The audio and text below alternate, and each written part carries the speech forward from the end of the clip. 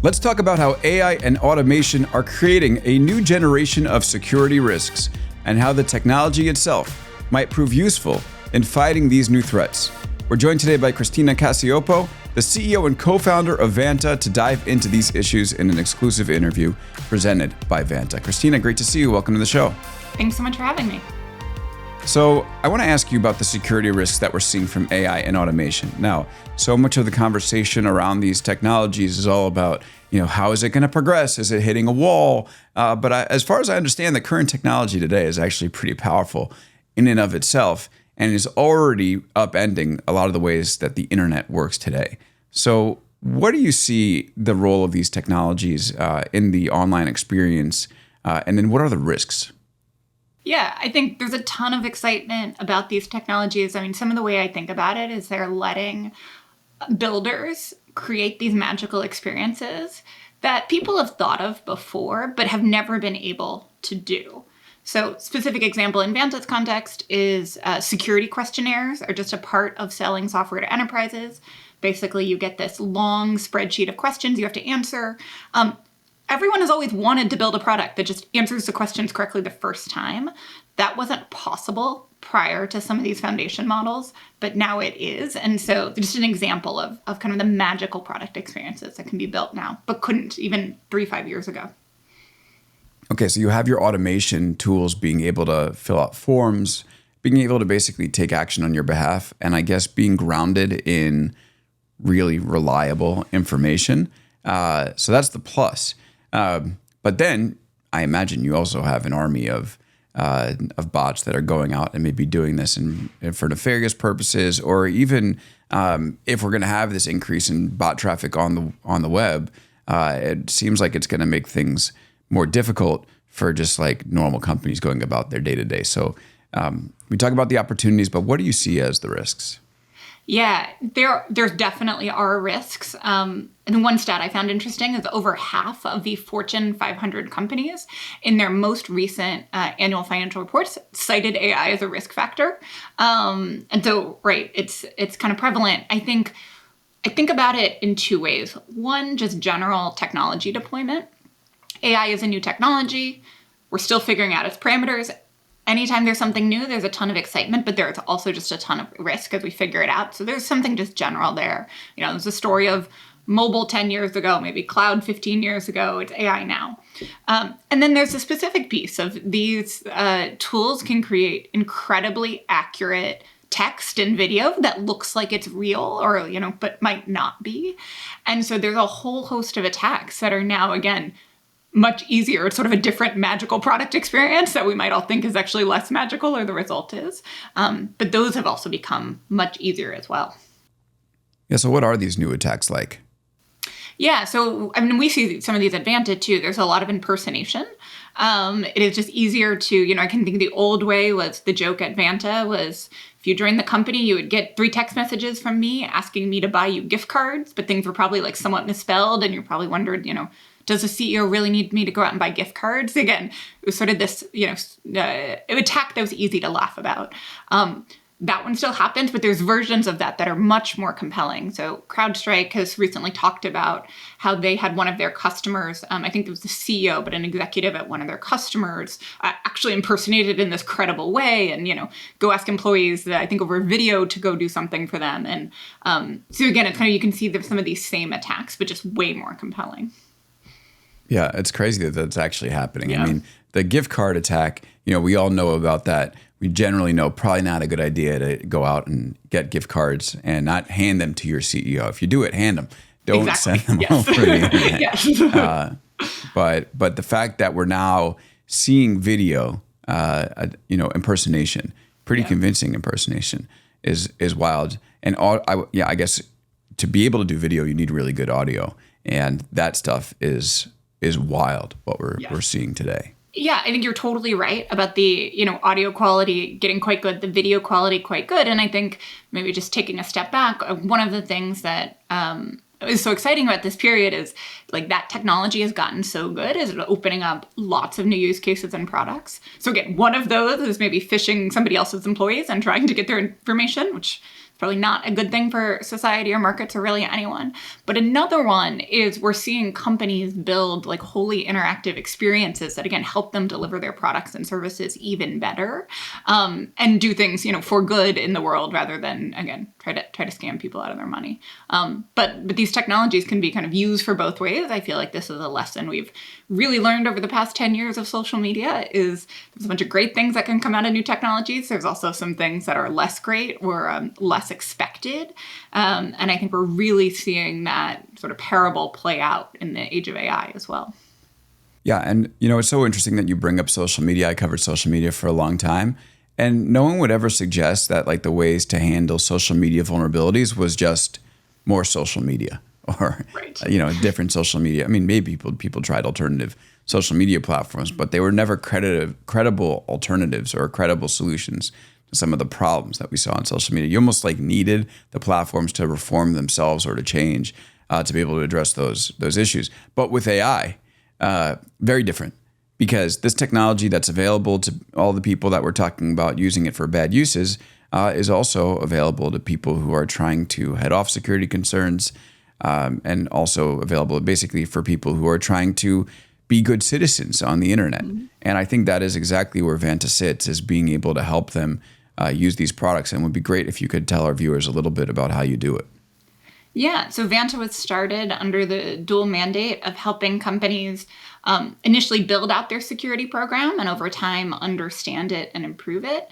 And then that's all a bunch of hard work, right? And get credit for that hard work of building their security program with the market, with their customers, with executives, with their board. And so part and parcel, we've always tied the security work we help companies do to, again, customer outcomes. And so the first place we started doing this were compliance reports. So we help companies get SOC 2, ISO 27001, GDPR, HIPAA, tons of standards like these. We help with the security questionnaires. We help security teams demonstrate just all of that hard work they're doing that helps customers build trust and ultimately grows their company's revenue. And now, are you using artificial intelligence tools to be able to, put together these reports or to be able to address some of the concerns that we were discussing earlier on? We are in a bunch of different ways. We started building AI in from the ground up across our product. So everything from helping a company decide which security controls are best for them, given their maturity, given what their customers are asking for. When there's a error or vulnerability, how do you fix that? AI is helpful for giving again, first pass or a suggestion for the team to take action on. And then a lot of the process of these audits or requirements is just a lot of documentation. Back to the security questionnaires I talked about at the beginning. There's, you have to do the work, and then you have to tell people about how you did the work. When I talk to security professionals, they usually really like doing the work. That's why they got into the job. They generally don't like having to tell people about the work in a bunch of different forms. So, an audit, a screenshot, a security questionnaire, and a conversation. And so one of the places we've seen AI be really effective is, again, to take all that work that was done, summarize it, and put it in the right format. So the teams can focus on actually doing the work.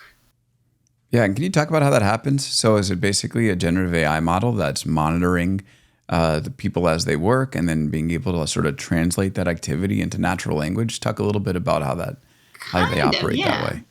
So it is definitely generative AI models, kind of the foundation models plus some post-training, and a ton of kind of quality improvements to make sure there's high accuracy. And security and compliance is a place where I think there is less tolerance for creativity and true generation and, more desire for accuracy. Yeah.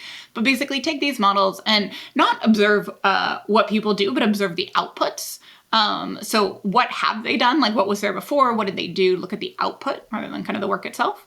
But then take those outputs and say, okay, maybe you went and, changed a bunch of configurations in your cloud infrastructure in a way that's more secure. Okay, we can take that new configuration. You can turn that into a policy document. So there's a standard kind of document written in sort of legalese or compliance that describes what there is. Take that configuration, translate it to answers for the security questionnaire. So the next time you're asked about your cloud infrastructure configuration. You got the answer there direct from the reality of what's in the system live. And then finally take that same information, map it to a bunch of compliance frameworks. And so if you're going through an audit or going for a particular certification, all that information is there, up to date. And again, no one had to kind of keep it up to date or remember, okay, after I went and changed all those configurations, now I need to go update the documentation. Documentation's just there for you. Okay, now I'm very curious how you handle hallucinations, because I think it seems like AI is getting better at not hallucinating, but as we see even like the better models come out, there are still hallucination errors that come in. And there was this great story by Benedict Evans, this analyst, about how he wants to use deep research, OpenAI's research tool, but if it doesn't get him to 100% accuracy, it's sort of less useful for him as a researcher. Now, for you and your clients, if you have something that hallucinates security questionnaire answers, right, I would imagine that's kind of going to be, sort of put the entire reason for that product's existence on the rocks. So tell me a little bit about how your team handles hallucinations and if there's a way that you've been able to get around them.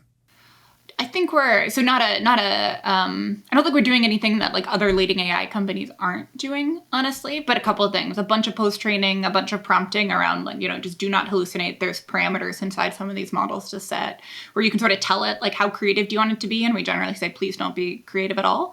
And then we just keep humans in the loop. On both sides, actually, there's Vanta team on the post-training. We have the golden data sets, and so you're constantly kind of checking and making sure that from the data we see, not customer data, but data we generate, how are we doing on that? And so metric we keep track of. And then also our customers in the loop. So sometimes I describe this and people think, oh, you just fill out the questionnaire and then send it back to the customer and no one sees it. And that would be a magical experience if these things worked. But given the domain we're in, that is not a magical experience. That's actually a very scary experience. And so to that, the way it works is we'll try to answer all the questions. We put it in front of the end user and say, hey, what do you think of these? And then look at that score and, they can go change things, they can go send it, they can go about their day. And then our system gets smarter because we're learning from the places where, our end user accepted an answer versus rejected one. So humans in the loop in a couple of places, given the domain we operate in. Well, you just said something that I've never heard before, and I'm pretty fascinated by it. You can tell the machine not to hallucinate, and it kind of knows what you're saying, like be less creative, and it says, okay, I'll stick to, for instance, the spreadsheets. That's effective?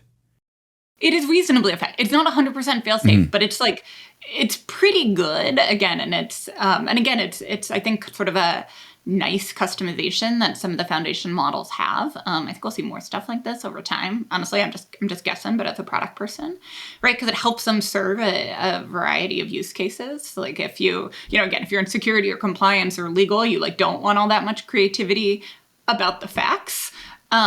Versus if you're like a design tool, you actually want a ton of creativity. And so having a dot aisle, I think just makes these models work better for more use cases. That's pretty cool. That's why we love speaking with people who are actually building the stuff on the show and not just the people philosophizing about it, because you're there seeing how this works in action. And it's great to be able to bring that to viewers. So you also mentioned that it can help people the technology can help people outline or build out a plan, their security plan. Can you talk a little bit about how that works? Yeah. So basically, I think it's this experience that we can now build that actually I wanted to build in 2017, 2018 when Vanta was just getting started, but it was a bit too hard. But basically, I think the experience you want is you have some combination of like, hey, here are the best practices for a company of this size. Maybe we're a 2,000 person company, maybe we're a 20 person company, but here's some general guidance on best practices. We used to call this don't be a doofus, right? You want to be doing generally the right stuff. Yep. And then you want that matched with specifics about your company. So again, maybe you're 20 people, not 2,000. Maybe you're fully remote. Maybe you have, all your people in the, spread across the world and there's no offices. So you don't want to be asked about key carding into the office, whatever it is. But you kind of want to combine, right, best practices and company specific things. And that is what the best security and compliance professionals do. They kind of know the ground rules, they know the regulations, best practices, and then they adapt them to the specific company. And I think these models are kind of a really interesting way to do that at scale. Early Vanta, we built in some rules and heuristics, but they weren't totally what you want. Better than nothing, but it wasn't like a 10 out of 10 experience. Again, and if you have an individual person on the call doing that setup and scoping, you get a great experience, but you have to do the call, you need the people, you have to do a lot of these calls. And so these models kind of let you, again, they understand the best practices, you can get them to understand the regulations, and then they can ask you some questions about your company, or you can tell them about your company, and they can kind of merge all of that into a set of, okay, here's what you should do for your company, given stage maturity and your goals. And we're now able to build that again in a way, I guess 6-7 years ago, we weren't. Yeah, it is amazing what all the new technology is enabling companies to do. Yes, I guess there's the one side of it, which is that it's kind of a gift for bad actors. But if you're trying to do things the right way, now it does seem like there's a real chance that you can actually do it much more easier and more effectively by relying on these models, which is great. Now, you're working in a space that's always changing. And of course, the AI world is always changing no matter where you are. But you're also working with companies to help them remain compliant with, let's say, AI regulations. And that is something that is just moving at an extremely fast pace in places like the US, where we know that AI is being talked about within the White House, and especially Europe, where there's this new EU AI Act. So I want to hear your perspective on the impact of regulations like the EU AI Act, what it's doing for your clients, and then sort of how you have to adapt as well. Yeah, I think because this is our business, I think we are paying much closer attention to a lot of these than many of our customers. It's not to say our customers don't care. They definitely care. It's just they have a separate business, right? And they want to do the right thing per these regulations. But right now, a lot of these regulations are still a bit up in the air, right? Nothing has entirely landed. Nothing has been implemented. There's very few kind of implementation guidelines. The US's position on the issue has changed with the new administration.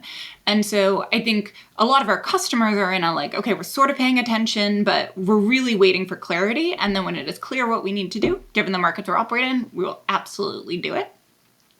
For us at Vanta, we're paying closer attention, and I think honestly have a bit of the almost luxury of being able to, because it's our business. And I think what we're seeing is, again, people still trying to work, lawmakers, policymakers, still trying to work through some of the implications here. I think everyone is, has a high level goal of, we want to protect data, we want to kind of do the right thing, and we don't want to stifle innovation, and needing to balance those two sides of the scale.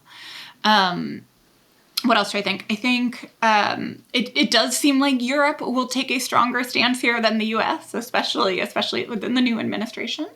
I think we've all learned from the implementation of the GDPR over the past 7 years or so, right? And seen, I think one of the primary critiques there is the regulation is so open-ended that it's actually quite hard to figure out what you need to do. And again, I think that probably came from good intent. It came from a desire for flexibility, for not stifling innovation. But where it sort of ended up is there's just a lot of uncertainty, and it's hard to move through that. And while, the European courts will clarify that over time, it's just a lot of risk to ask companies to take on. So when we think about these new AI regulations, I think we'll see probably a little bit more guidance, more than the GDPR in ways, but again, still trying not to be so prescriptive as to, kind of be out of date as soon as the ink on the paper is dry, proverbially. Yeah, what could be coming with the new AI regulations? Any sense as to what they might touch? Oof. If you force me to bet, I think a lot of it will focus on data security, and so it'll be kind of under the banner of AI, but it'll probably be a lot of the things we've talked about with data security. And I think with that, think through the best practices of understanding, as a company or a service provider, what data you're collecting, why, where it goes, when you send it to a third party. One analogy a security professional gave me years ago was you should think of data as sort of like toxic waste. You have it, you might need it, but you want to keep it contained. And if it starts leaking out, it's very hard to kind of clean that up. And again, someone said this to me years ago, but I think it's true. And so I think you're going to see these regulations try to like fence in that data much, much more so than, again, we were doing 10 years ago as software builders. Yeah, it is interesting because with AI, you go from sort of more deterministic software where you run a query and it hits one spreadsheet and then gives you an output. And with large language models, it's probabilistic. So you have this whole wealth of data that you're touching, and then you're trying to spit out an output, but you're never quite sure what it's going to go into and what it's going to share, even if you have rules. And I imagine that's going to produce some very interesting headaches for people. You're nodding your head. I'm curious what you think. Yeah. Yeah, I also think it's just a different way of building software. It's one thing we've noticed internally is, again, when it's deterministic and you have a system and it generally runs and you do the monitoring and observability, but like your system's kind of your system unless, I don't know, something like an input to it changes. AI is just not true. You cannot change the code. You can get very different answers. And so it's almost a different mentality on building. Again, when it's deterministic, you ship it and you can kind of move on. Again, you want to keep an eye on it, but like it'll keep doing whatever it did when you first shipped it. AI systems, and they will do different things at different points, no matter whether or not you changed anything about them. So you have to keep, much closer track of kind of the quality. It's just different. It's a different kind of way of thinking about software development and maintainability and all of that. Definitely. Could you bring us into like the head of one of your client, like of a client? You don't have to name the client's name, but how do they prepare? Like, how do they deal with all this stuff? Like they have to watch out for this regulation. They're already probably doing GDPR regulation, a bunch of other compliance that we've touched on at this point. Is it just like constantly monitoring for what might comes next, or like what is it like in the life of your clients trying to keep up with this stuff? Yeah, it's really hard. I mean, our customers range from like CISOs of, large global organizations to like a first security or compliance hire. So someone who's like trying to do it all at a, small to medium-sized company, to a founder who's just getting started.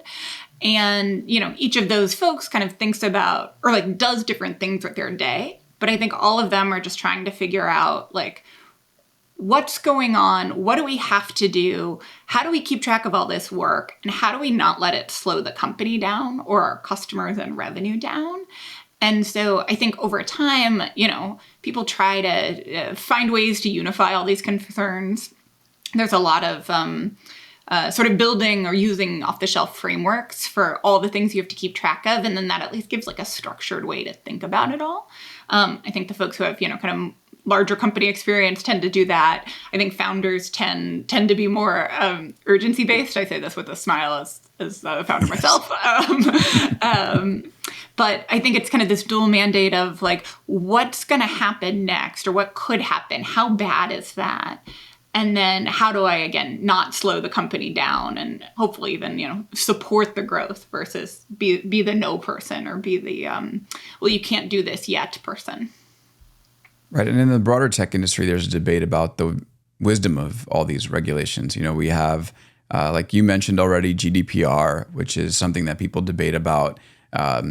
There's a lot of security compliance and regulations, which I think those are, probably more universally acclaimed. And now we might have AI regulation that's coming. You see the impact of these regulations firsthand. And as you mentioned, like, the security professionals, they're trying to work within their organizations to, make sure that it doesn't slow companies down, trying to comply with them. So just on a whole, do you think that all these tech regulations are worthwhile? I think so. There's if you're familiar, there's this great web comic called XKCD. It's like 15, 20 years old. It's yes. Like the stick figures. Okay, yeah, XKCD. So of course there's an XKCD about standards, where basically, you need a standard for something. The old ones don't work. So the answer is, in fact, to like make an 18th standard. It is never to go fix the other ones. In like true XKCD fashion, I think this is in fact how the world works, whether or not it's how the world should work. People are constantly coming out with new standards. There's always a reason for them, right? There is a real problem they're trying to address, but it does just make the proliferation really hard. I think some of the more effective efforts in the past couple of years have really focused on trying to create like an umbrella over multiple standards, or at least a bunch of mapping. So it's like, okay, fine, you're doing the 18th, but here's how it relates to, 10 of the other 17. So it's not like you're asking for 100% net new work, because that's just really tough for everyone. Definitely. Okay, I don't want to leave here without hearing a little bit more about the Vanta founding story and where you think the tech business is going today. You co-founded it. You have a very interesting story, and you're right in the thick of things with a growing company that's working with other growing companies. So why don't we end with that part? For sure. So started Vanta several years ago. The joke that's not a joke about Vanta is, I think if you want to start a security company, you should start a compliance company.